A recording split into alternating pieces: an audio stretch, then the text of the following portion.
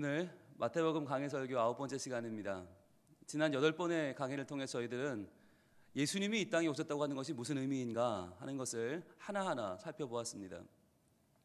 예수님이 이 땅에 온 것은 그냥 아무 때나 한번 이스라엘 백성을 한번 구원해 볼까? 라고 하나님이 시혜를 베푼 게 아니라고 했어요. 오래전부터 아브라함 때부터 다윗 때부터 그 이전부터 하나님이 계획을 하시고 태초부터 계획하셨던 그 일이 이루어진 것이다.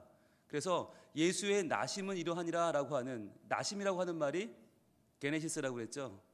창세기, 기원이라고 그랬습니다. 그러니까 창세기 때부터 태초부터 예수님이 계셨고 그 예수님이 어떻게 우리에게 오셔서 어떻게 죄를 짓밟고 죄를 이기고 승리하실 것인지에 대한 하나님의 그 계획이 태초부터 있었고 그것이 진행되어서 여기까지 왔다라고 하는 것이 마태복음 1장의 핵심이라고 했습니다.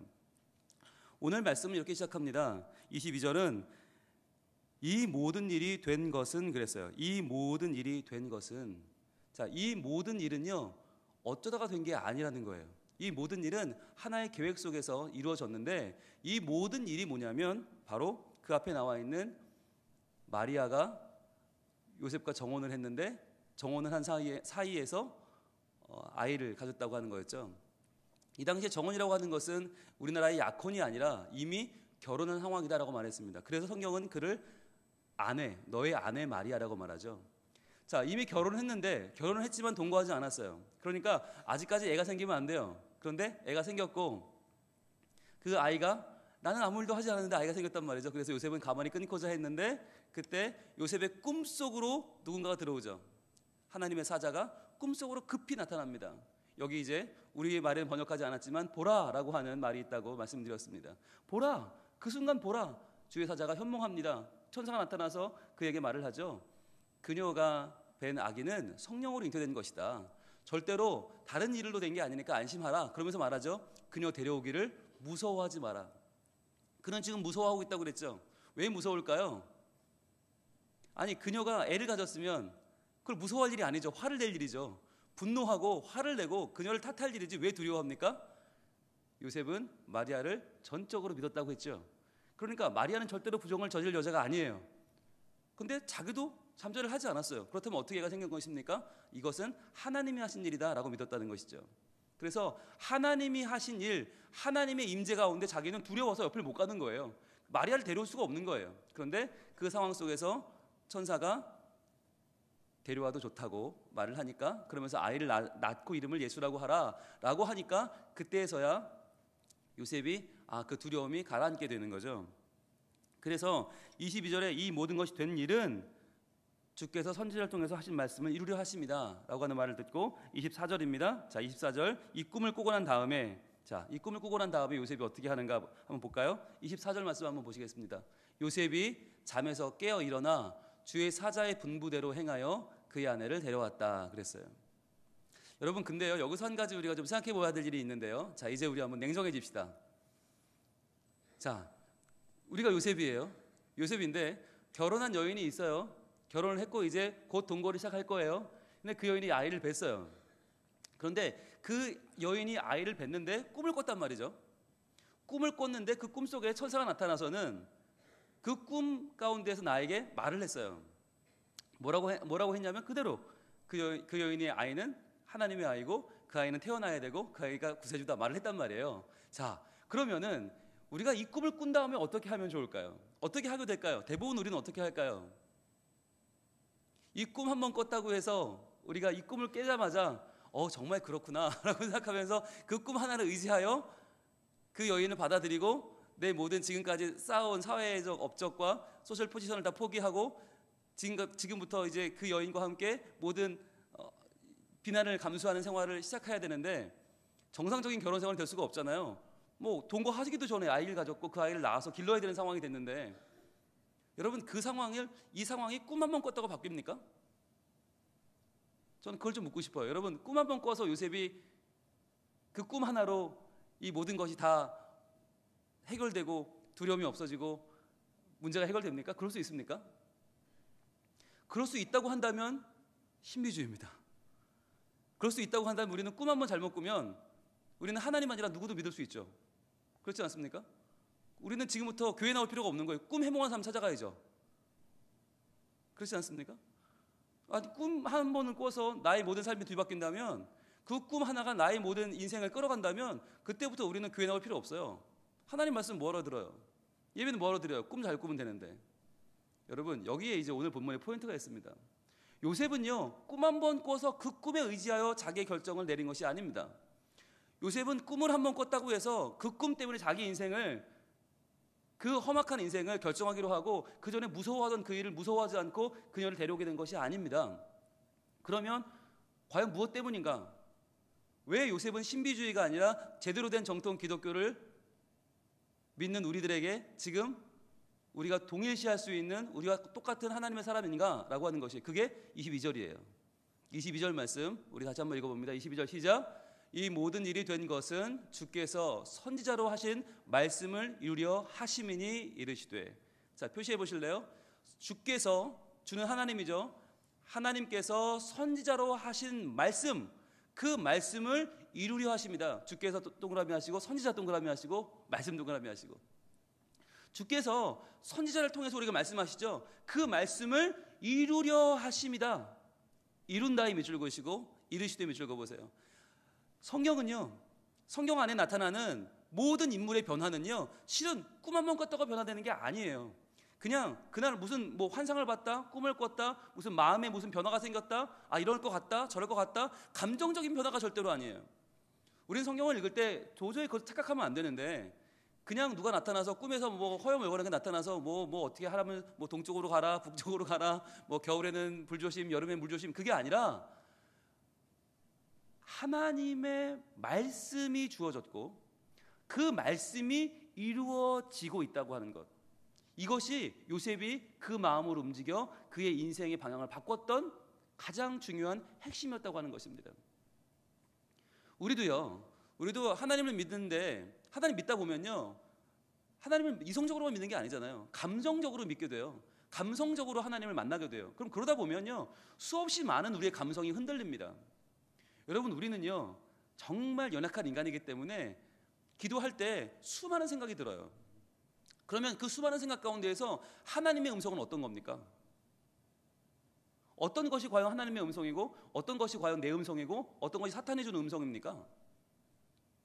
많은 분들이 기도원에 가잖아요. 기도원에 갈 때 어떻게 가십니까, 여러분은? 많은 분들이 기도원 갈 때 칫솔도 넣고요, 속옷도 넣고요, 수건도 넣고요, 그리고 베개도 넣고요, 주무실 옷들을 편안한 옷도 넣고 다 넣어가지고 갑니다. 그런데 중요한 걸 안 가져가는 분들이 있어요. 뭐냐면 성경을 안 들고 가시는 분들이 있어요. 성경을 안 들고 가면 항상 뭐라고 하는지 아세요? 가면 있어요, 그래요. 맞죠? 가면 있죠. 그런데 여러분, 항상 내가 읽던, 집에서 읽던 이 손때 묻은 내 성경과 거기 가면 있는 그 성경이 같아요? 절대로 같지 않아요. 근데 우리는 기도원 갈 때 다른 건 다 챙겨가면서 무겁다고 성경을 안 들고 가요. 그리고 거기 있는 성경을 펼쳐요. 그러니까 눈이 하루도 안 들어오죠. 그러니까 읽다가 뭐 말씀이다 그렇지 뭐 그러고 덮고, 그때부터 뭐예요? 주시옵소서 기도해요. 그러다 보면 주긴 줍니다. 그런데 누가 주는지를 몰라요. 그래서 어떤 분은 그러죠. 내 아들이 장가가기 전까지는 착하고 훌륭하고 나만 아는 정말 엄마 말이라면 껌뻑 죽는 아들이었는데 저놈의 며느리가 잘못 들어가지고 저 남편 잡아먹을 년이 들어와서 우리 집안을 이모장을 만들었다고 그러면서 내가 점점점을 내가 어떻게 할지 고민하다가, 그런 애가 하나님 있는 사람인데 내가 기도하고 해결해야지. 그리고는 기도원 들어가십니다. 그리고는 내내 뭘 기도할까요? 하나님께 전연을 어찌할까요? 기도합니다. 쫓아낼까요? 패해서 쫓아낼까요? 고소를 할까요? 저 집 쳐들어가서 저 집 부모를 내가 한번 해코지할까요? 막 기도합니다. 어떻게 할까요? 어떻게 할까요? 어떻게 할까요?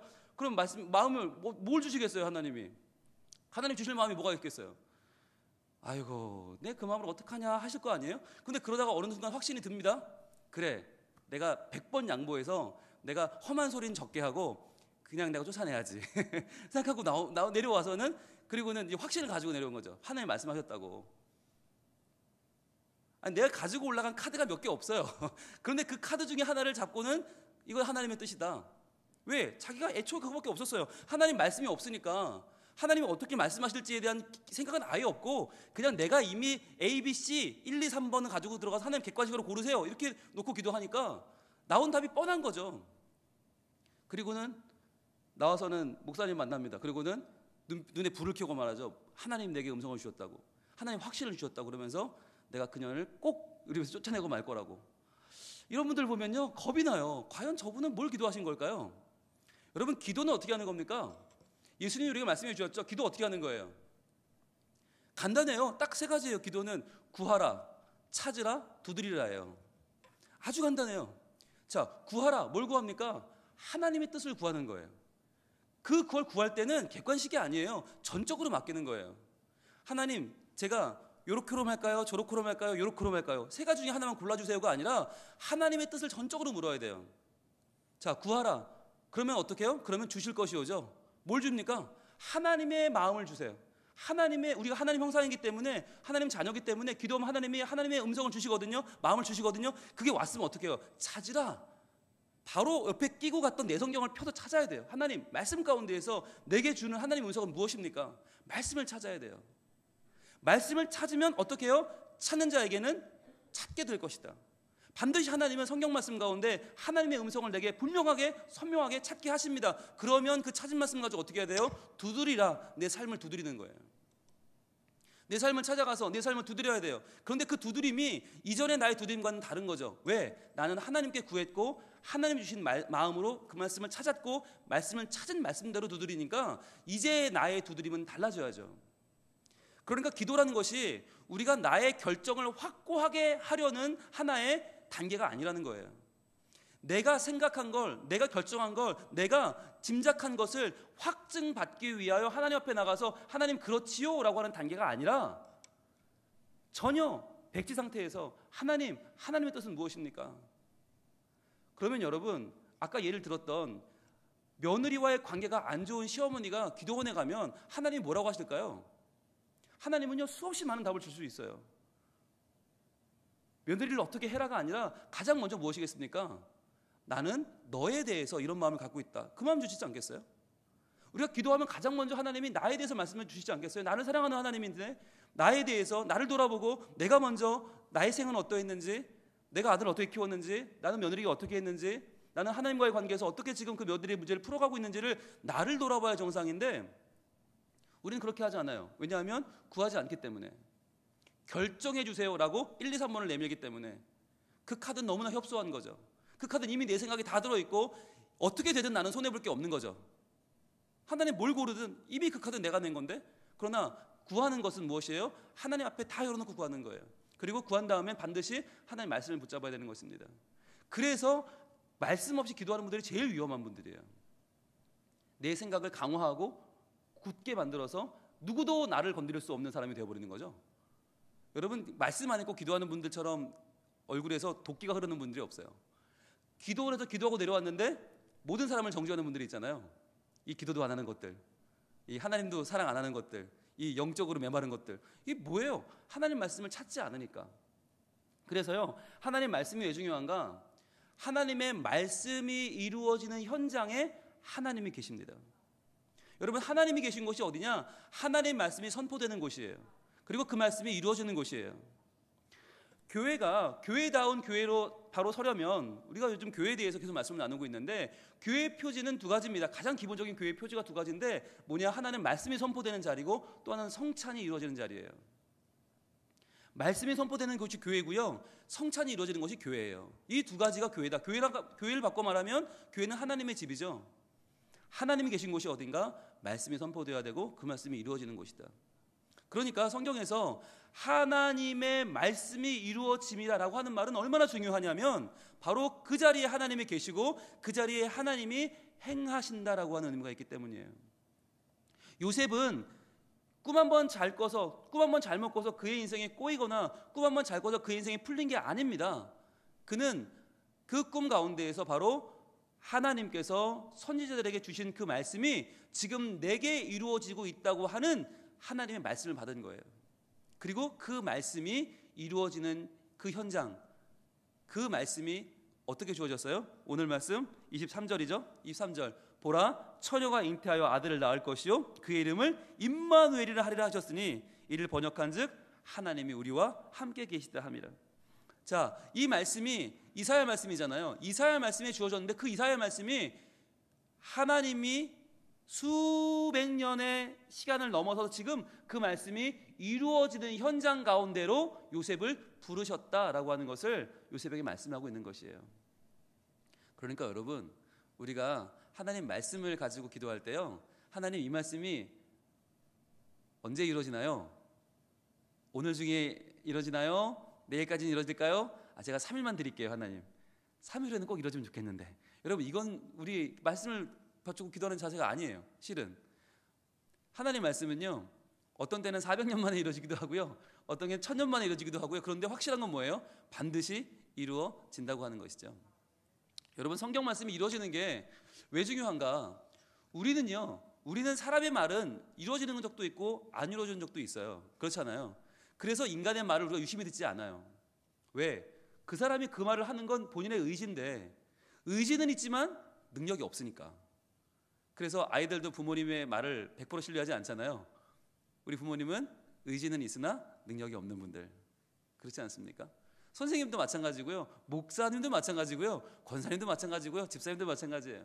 누구나 다 말할 의지는 있으나 능력이 없어요. 그런데 하나님은요, 달라요. 하나님은 세상에서 유일하게 의지와 능력을 공히 갖고 계신 분이십니다.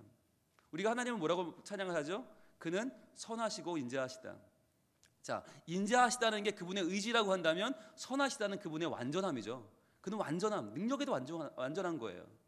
그래서 하나님은 어떤 분이냐? 의지와 능력에 있어서 완전하신 분이다. 그렇기 때문에 그분의 말씀이 중요합니다. 우리의 유한한 인간의 말, 피조물의 말이 중요한 게 아니고요, 창조주의 말이 중요한 거예요. 말씀으로 세상을 창조하시는 그 하나님의 말씀이 얼마나 중요합니까? 그 말씀이 이루어지는 현장에 지금 요셉은 서 있는 것입니다. 여러분, 우리가요, 창세기를 지금 열심히 새벽에 보고 있습니다. 그러면서 제가 말씀을 드렸습니다. 창세기가 모든 성경의 기본이다. 모든 성경의 난제는 창세기로 풀린다. 바꿔 말하면 창세기는 열쇠입니다. 출애굽기부터 시작되는 수많은 말씀들, 그 모든 성경들 가운데 하나님이 하신 말씀을 이루신다고 하는 것은 굉장히 중요한 명제고요, 그게 없다면 우리는 하나님을 믿을 필요가 없어요. 우리 중에 하나님 만나본 분 있어요? 하나님 만나서 명함 주고받은 분 있어요? 아무도 없어요. 그런데 왜 하나님 어떻게 믿어요? 말씀으로 믿는 거예요. 하나님 말씀을 통해서 하나님을 믿는 거예요. 우리가 하나님은 창조주시고 우리는 피조물이니까 우리가 하나님을 만날 길이 없는데, 알 수도 없는데 어떻게 하나님을 알아요? 하나님이 우리에게 보여주는 만큼만 알아요. 그죠? 그게 계시예요. 열어서 보여준다. 이게 계시거든요. 그 계시해 주시는 만큼 알 수 있는데 그 계시가 뭐냐? 바로 하나님 말씀이죠. 그러니까 하나님이 보여주신 계시가 이루어진다고 하는 것은 무슨 의미냐면 바로 하나님이 우리의 하나님으로서 믿을 만한 분이요, 바꾸면 신실하신 분이요, 우리에게 하신 약속을 이루시는 분이다. 그래서 우리는 하나님을 만난 적이 없지만 하나님의 말씀만으로 그분을 믿는 거예요.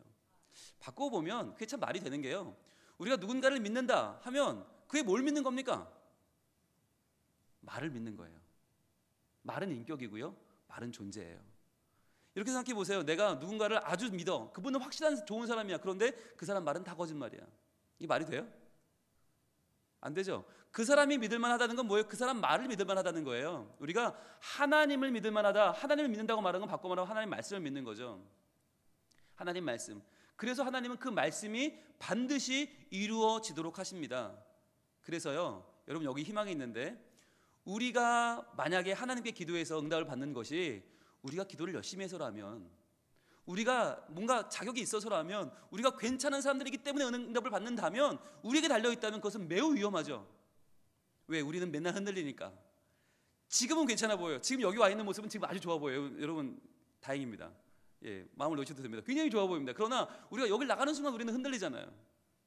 그리고 우리는 무한하게 흔들리면서 무한하게 왔다 갔다 하잖아요. 좌우로 위아래로. 그런데요, 바뀌지 않는 게 있어요. 하나님의 말씀은 바뀌지 않아요. 그게 우리에게 주어진 희망이에요. 그러니까 성경은 너희의 행위대로 된다, 너희의 느낌대로 된다, 너희의 수준대로 된다가 아니라 하나님 말씀대로 된다고 말씀하시는 거예요. 그것을 하나님은 창세기를 통해서 우리에게 약속으로 확실하게 보여주고 계시는데 그것이 창세기 15장에 나오는 소위 횃불 언약입니다. 이 횃불 언약이 뭐냐면 하나님이 아브라함에게 나타나셔서 창세기 15장에서 아브라함에게 내가 너와 함께하고 반드시 너의 후손을 복을 주겠다. 너의 후손이 잡혀가지만 내가 구원하겠다 말씀을 하세요. 그런데 아브라함이 아직 그 말이 믿어지질 않는 거예요. 하나님 그거 어떻게 믿어요 제가? 하나님 제가 어떻게 믿으면 되겠습니까? 라고 할 때 하나님이 하신 말씀이 바로 창세기 15장 8절부터 나옵니다. 15장 8절. 자, 그가 이르되 아브라함이죠. 주 여호와여 내가 이 땅을 소유로 받을 것을 무엇으로 알리이까? 자, 담대하죠? 하나님 말씀 그렇게 하시는데 그 말씀이 이루어질지 제가 어떻게 알아요? 하나님 뭘로 그거 저한테 약속하실래요? 라고 합니다. 그러자 9절입니다. 여호와께서 그에게 이르시되 나를 위하여 3년 된 암소와 3년 된 암염소와 3년 된 수장과 산비둘기와 집비둘기 새끼를 가져올지니라. 자, 이것들은 다 뭐냐면 이 당시에 계약을 맺을 때 사람과 사람이 서로의 약속을 증명하기 위해 쓰는 증표입니다. 자, 이걸 가지고 와서 어떻게 하는지 보세요. 10절입니다. 아브라함이 그 모든 것을 가져다가 그 중간을 쪼개고 그 쪼갠 것을 마주 대하여 놓고 그 새는 쪼개지 아니하였으며. 자, 소를 반으로 쪼개서 갈라놓습니다. 양을 쪼개서 갈라놔요. 염소를 쪼개서 갈라놔요. 그리고 새는 쪼개지 않고 자기는 그냥 둬요. 자, 그리고 나면 이제 그 당시의 계약법이 뭐냐면 계약을 맺은 두 당사자가 그 사이를 중간을 지나갑니다. 그 말은 뭐냐면 이 약속을 어기면 나는 이것처럼 될 것이다 라는 얘기예요. 이 약속을 내가 어기면 나는 이 소처럼 된다, 이 양처럼 된다, 이 염소처럼 된다. 그러니까 나는 발을 갈라라 라고 하는 거죠.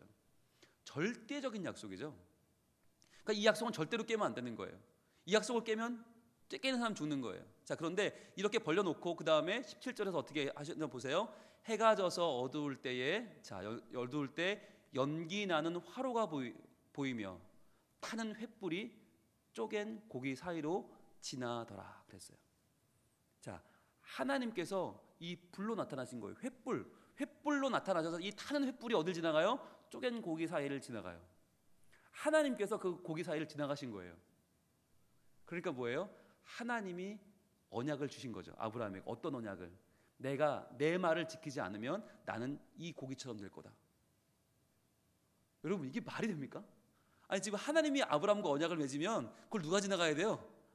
아브라함이 지나가야죠. 아브라함이 지나가고 하나님 제가 말 들을 테니까 저 좀 복을 주세요. 이게 원래 우리가 볼 때 언약이잖아요. 언약은 누가 하는 거니까? 언약은 약자가 하는 거, 연약한 자가 하는 거, 더 힘없는 자가 하는 게 언약인데 하나님은 정반대예요. 하나님은 절대 강자이신 그분이 그 고기 사이를 지나갑니다. 왜요? 언약을 지킬 수 있는 분은 하나님이시니까. 인간은 아무리 철석같이 약속을 해도 그걸 지킬 능력이 없는 걸 아세요. 하나님은 아브라함한테 지나가라고 안 해요. 너 괜히 지나갔다가 너 나중에 감당 어떻게 할래? 하나님 지나가라고 안 해요. 하나님이 지나가 주세요. 여러분 성경 말씀이 이루어지는데 우리가 해야 될 건 아무것도 없어요. 하나님은 우리에게 네가 어떻게 하면 내가 어떻게 너를 하겠다? 아니요. 그것은 옛 언약이에요. 새 언약은 우리는 새 언약의 주인공이잖아요. 새 언약은 아무것도 없어요. 네가 내 말을 들으면, 네가 내 말대로 행하면, 네가 착하게 살면, 네가 선을 행하면 아니요 아무것도 없어요. 오직 내가 너에게 준 말을 이룬다는 거예요. 그 하나님의 말씀이 이루어질 줄로 믿으면 되는 거예요. 근데 이게 사람들은 너무 쉬우니까 안 믿어요. 아니 내가 구원을 받으려면 내가 좀 뭐랄까 좀 고생도 좀 하고 내가 돈도 좀 갖다 바치고 내가 좀 뭐랄까 좀 뭘 해야지. 아니 무슨 하나님이 자기가 다 한대 나는 그냥 믿으면 된대. 그런 하나님 어디 있어? 아니 나는 미안해서 못 믿어. 나는 구차해서 못 믿어. 아니 별 희한한 사람들도 많아요. 그죠? 하나님께서 우리에게 요구하시는 게 없어요. 그런데 이 복음은 공짜이기 때문에 더 많은 사람들에게 다가갈 수가 없어요. 사람들의 생각으로는 이게 이해가 안 되는 거예요. 뭔가를 얻으려면 내가 수고를 해야 되고 뭔가 내가 뭐라도 해야 덜 미안하지 아무것도 안 하고 하나님이 다 해주셔? 받아들이지 못하는 거예요. 근데 뭘 못 받아들이는 겁니까? 하나님의 신실하심을 받아들일 수가 없는 거예요. 하나님을 못 믿는 거죠. 한마디로 공짜는 뭔가 숨겨져 있을 거야. 공짜 뒤에는 뭔가 보이지 않는 술수가 있을 거야. 나중에 나한테 덤탱이 씌울 거야. 못 믿는 거예요. 그런데 하나님의 말씀이 반드시 이루어진다는 것을 믿는 사람은 어떤 사람입니까? 하나님이 그 말씀을 이루실 것이고 온전히 하나님이 그 말씀대로 하셔서 나의 유익을 나의 행위나 나의 수준이나 나의 말이나 어떤 나의 모든 공과의 관계없이 온전히 하나님께서 이루신다라고 하는 거예요.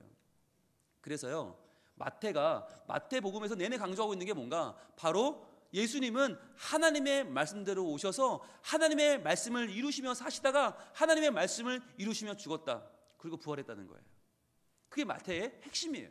왜냐하면 마태가 마태복음을 쓰고 있는 대상이 누구라고 했습니까? 유대인들이죠. 유대인들은요, 하나님 말씀 구약을 다 외워요. 줄줄 외워요. 이 사람들은. 여러분, 이 유대인들이 살아갈 때는요, TV가 없었고요, 책도 없었고요, 신문도 없었어요. 오직 뭐밖에 없어요? 하나님 말씀밖에 없어요. 그러니까 이 말씀을 하루 종일 외우는 거예요. 하루 종일 외우고 또 외우고, 그걸 또 자녀에게 들려주고, 자녀는 계속 듣고 외우고. 여러분, 보고 외우면 까먹어도 듣고 외우면 안 까먹어요. 부모의 말투까지 다 그대로 닮아요. 그래서 우리의 방언, 사투리가 이어지듯이 이 말씀이 계속 이어지는 거예요. 계속 이어져요. 이 당시는요, 하루 종일 아버지와 아들이 붙어 있잖아요. 아버지가 출근해서 어디 가는 게 아니에요. 같이 손잡고 나가서 같이 양치고 같이 소치고 같이 여물먹에다가 같이 들어와서 밥 먹고 같이 있다 자요. 하루 종일 같이 있어요. 하루 종일 뭐 해요? 아버지는 아들한테 하나님의 말씀을 들려줘요. 아들은 그걸 듣고 외워요. 말하는 아버지가 외우고 듣는 아들이 외워요. 그러니까 대대로 성경을 외워요. 그 외우는 유대인들에게 무엇을 증명하고 있는가? 당신들이 그렇게 외우고 있는 그 말씀이 말하는 분이 바로 이분이다. 그렇게 성경이 말하고 있는 그 성경의 모든 말씀이 다 이분에게 이루어졌다라고 하는 게 마태가 말하고 있는 마태복음의 핵심인 거예요. 그래서요, 제가 한번 찾아봤어요. 마태복음에서 과연 예수님에 대해서 성경대로 되었다라는 말이 몇 번 나오나 찾아봤어요. 그랬더니 자, 동정녀 탄생 말씀대로 된 거라고 그랬고요. 유대 베들레헴에서 나신 거, 베들레헴이라는 땅에 나신 것도 성경대로 된 것이고, 헤롯 왕이 아기들을 죽이죠. 그때 어머니들이 통곡하죠. 그것도 말씀대로 된 것이고, 나사렛이라는 동네에 살게 된 것도 성경대로 된 것이고, 세례 요한이 뭐라고 불립니까? 광야에서 외치는 자의 소리. 이것도 성경에 나오는 이야기고, 예수님이 광야에서 40일간 금식하실 때 사탄에게 시험 받으시죠. 세 가지 시험 받으시죠. 그때 다 뭘로 이겨요? 하나님 말씀으로 이겨요. 우리가 이제 자세히 볼 텐데 신명기 말씀 세 가지를 들어 이기는데 왜 신명기 말씀인가도 우리가 배워야 될 것입니다. 그리고요, 갈릴리에 사역하시죠. 가버나움에 사시죠. 그것도 성경에 나오는 얘기고, 예수님의 사역을 예비한 세례 요한에 대한 언급도 성경에 나오는 것이고, 예수님이 병 고치는 사역하신 것도 성경에 나오는 얘기고, 유대인들이 예수님을 반대한 것도 성경에 나오는 얘기고, 예수님이 가르치실 때 비유로 말씀하신 것도 성경에 나오는 얘기고, 예수님이 고난받고 팔리게 된다는 것도 성경에 나오는 얘기고, 예수님이 다윗의 자손이라고 부르는 것도 성경에 나오고, 끝으로 예수님이 돌아가시면서 엘리 엘리 라마 사박다니 하신 그 말씀도 시편 22편 말씀이에요.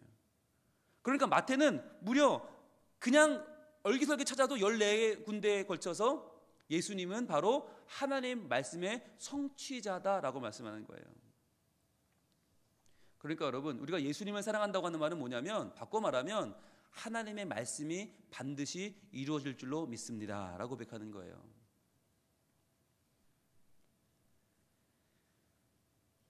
하나님은요, 구약시대에 수많은 선지자들을 보내셨습니다. 선지자들은 바꿔 말하면 예언자입니다. 예언자는요, 예언이란 말은 미리 예자가 아니에요. 앞날을 예언하는 자들이 아니에요. 예언이라고 할 때 예는 미리 예가 아니라 맡길 예자예요. 은행에 돈을 예금한다, 예치한다 할 때 예자예요. 말씀을 맡겼어요. 누구에게? 선지자, 예언자에게 맡긴다. 그게 나비라고 하는 원어예요. 나비는 하나님의 말씀을 맡은 예언자인데, 그 예언자, 하나님의 말씀을 맡은 자들이 하나님의 말씀을 증거했는데, 중요한 건 뭐냐면 그 말씀을 다 사람들이 거부했다는 거예요. 그래서 하나님의 음성은 사람들의 귀에 들려지지 않았어요. 사람들은 하나님 말씀을 거부하고 자기 욕심대로 살고 자기 뜻대로 살고자 했어요. 그러자 하나님께서는 한 가지 특단의 조치를 취하시죠. 이제 더 이상 들려지지 않는 말씀이 아니라 들려지는 말씀, 보이는 말씀, 3D 입체 말씀을 주십니다.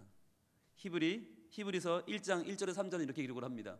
히브리서 1장 1절부터 보겠습니다. 옛적에 선지자들을 통하여 여러 부분과 여러 모양으로 우리 조상에게 말씀하신 하나님이 그랬어요.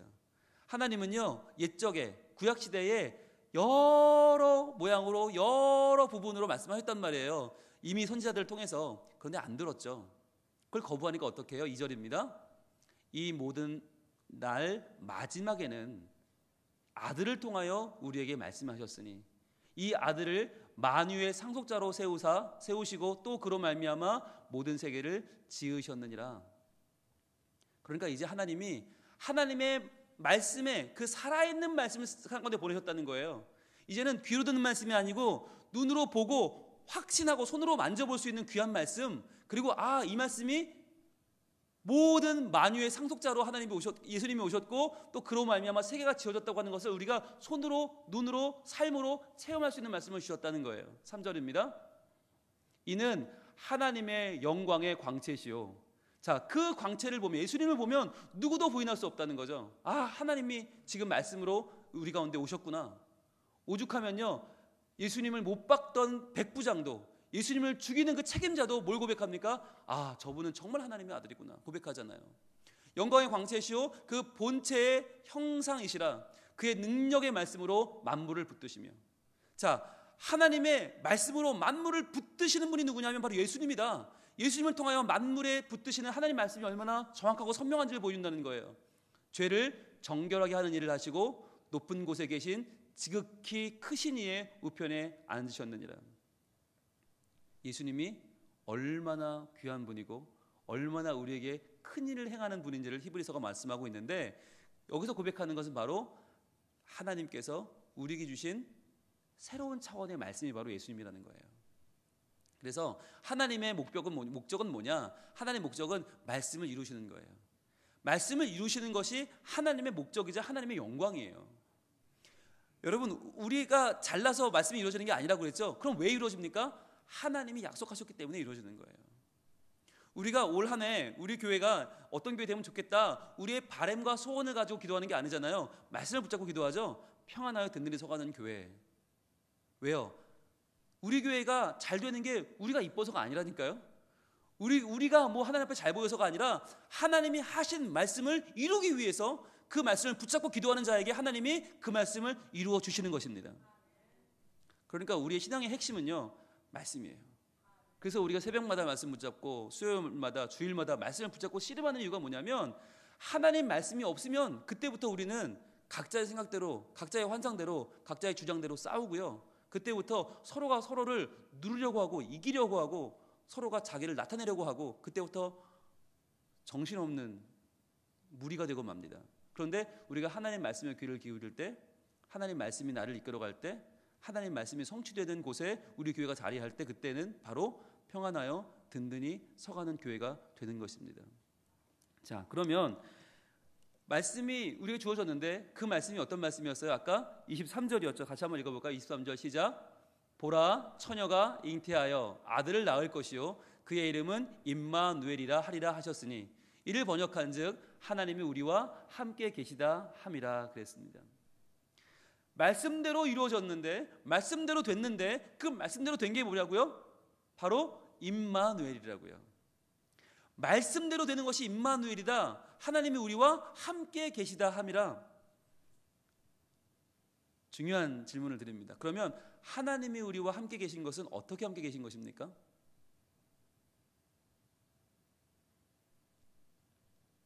느끼면 됩니까?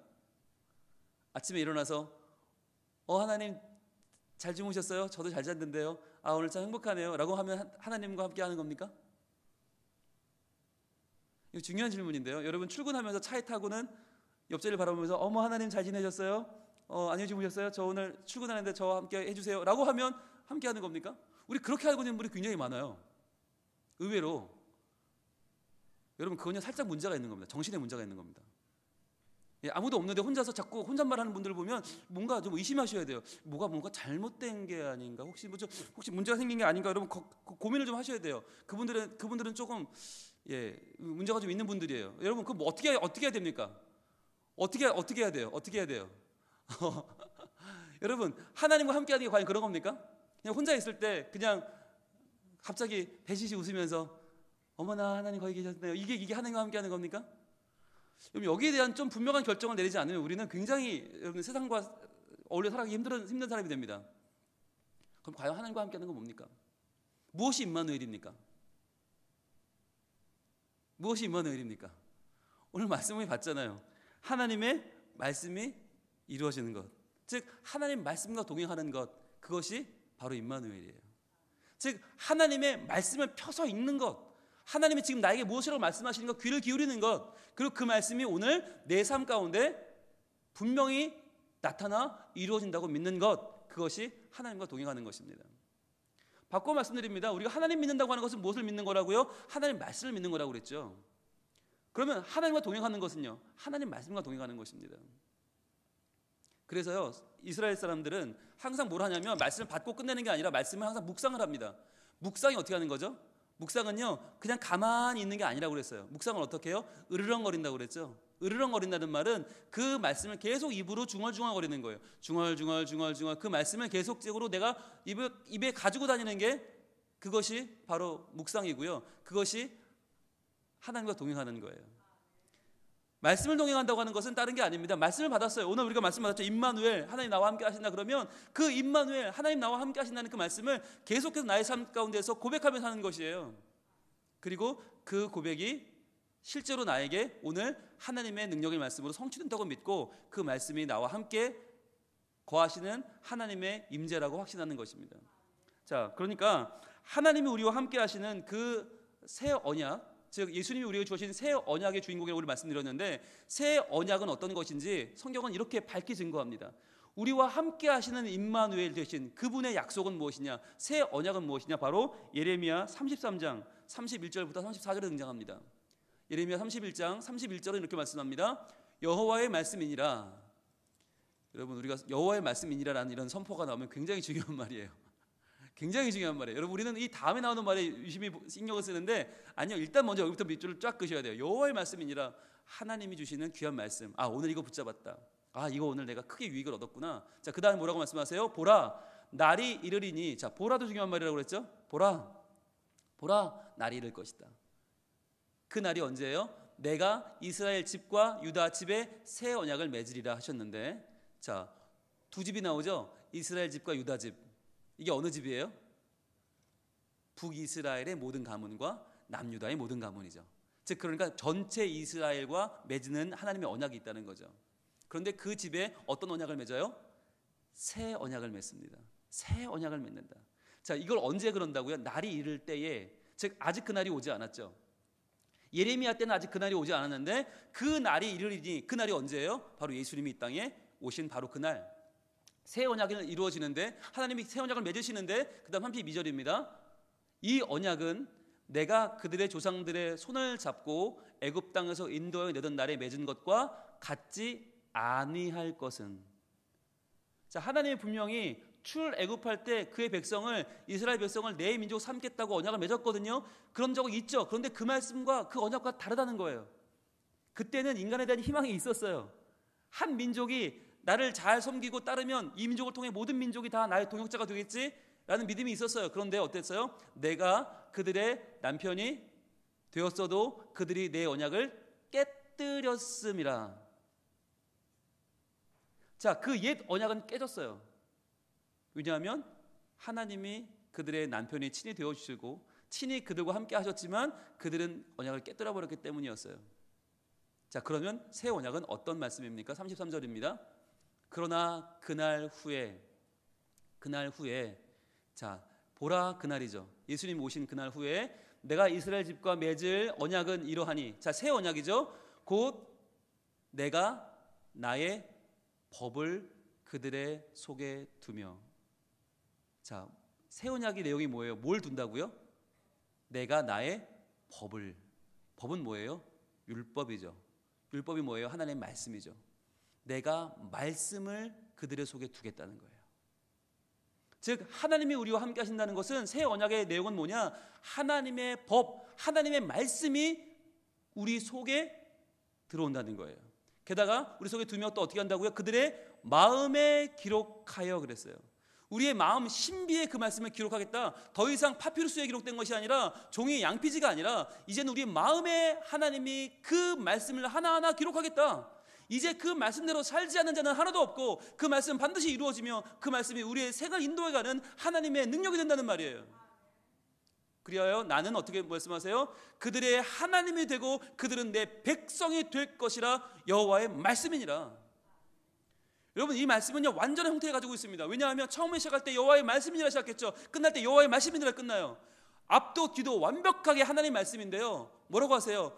나의 법이 그 속에 있고 내가 내 법을 그 사람 안에 두고 그 마음에 새겼더니 어떻게 됐다고요? 나는 그들의 하나님이 되고 그들은 내 백성이 된다. 이것처럼 아름다운 선물은 없어요. 우리는 다 하나님께 돈을 구하고 명예를 구하고 건강과 재물을 구하지만, 다 우린 장수를 구하지만, 아니요, 하나님이 말씀하시는 가장 좋은 약속이 뭐냐? 나는 그들의 하나님 되고 너희는 내 백성 된다. 이게 가장 큰 선물이에요. 그게 새 언약의 결과물이에요. 근데 그 새 언약은 어떻게 우리에게 이루어집니까? 바로 말씀이신 예수님께서 우리 안에 들어와 계시면, 즉 예수님을 통하여 하나님의 언약이 성취되었음을 믿는다면 그것이 바로 새 언약의 주인공의 모습이요, 그것이 바로 하나님께서 우리에게 주시는 가장 큰 상급인 하나님이 우리 하나님 되고 우리는 하나님 백성 되는 유일한 길이라고 하는 것입니다.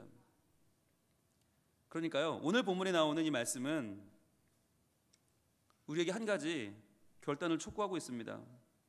아무리 행복해 보이는 자리도요, 아무리 높아 보이는 자리도요, 아무리 괜찮아 보이는 자리도요, 하나님 말씀이 없으면 거긴 지옥이에요. 그런데 아무리 고난의 자리, 아무리 눈물의 자리, 아무리 아픔의 자리에 있어도요, 그 자리에 하나님 말씀이 있으면 그 자리는 천국이에요. 그 말씀이 지금 내 삶 가운데 주어졌어요.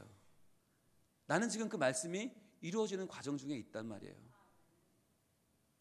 구약시대에 많은 사람들은 하나님 말씀이 사라져서 눈물을 흘리고 예배가 폐역해지고 우상을 숭배하고 하나님을 섬기는 왕들은 다 떠나가 버리고 많은 사람들이 가슴을 졸이면서 가슴을 치며 눈물을 흘렸지만, 하나님은 그 시간에도 예수님을 예배하고 계셨습니다.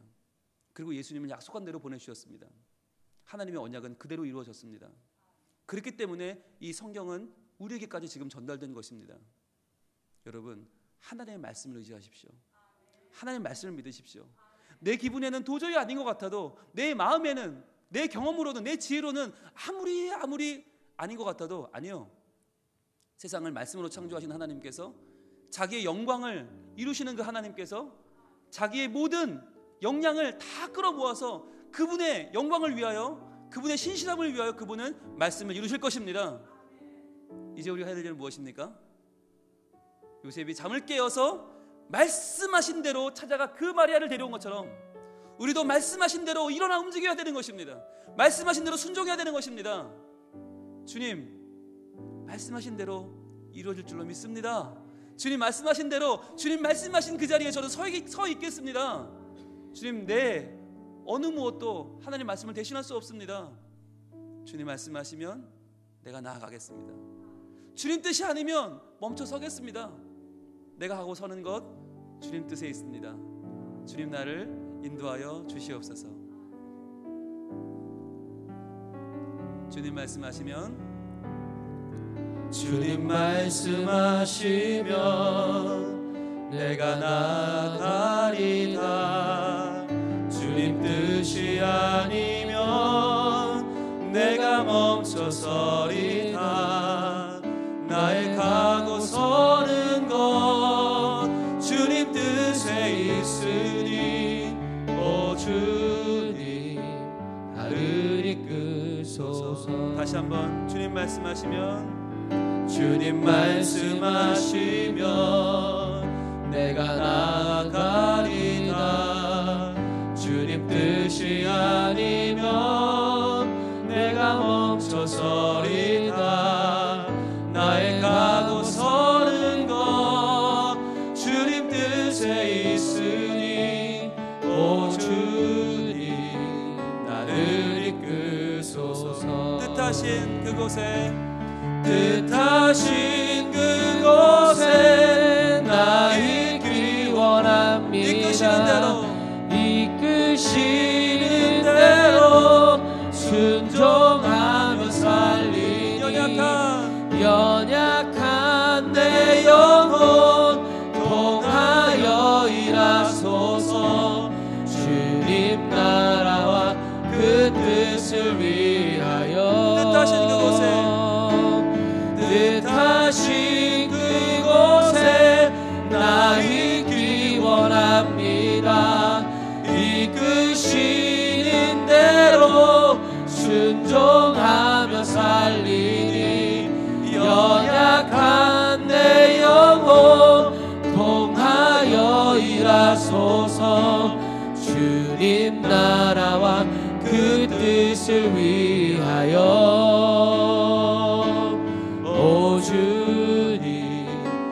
나를 이끌소서. 이 시간 기도합니다. 아버지 하나님, 주의 말씀이 내 삶 가운데 그대로 이루어질 줄로 믿습니다.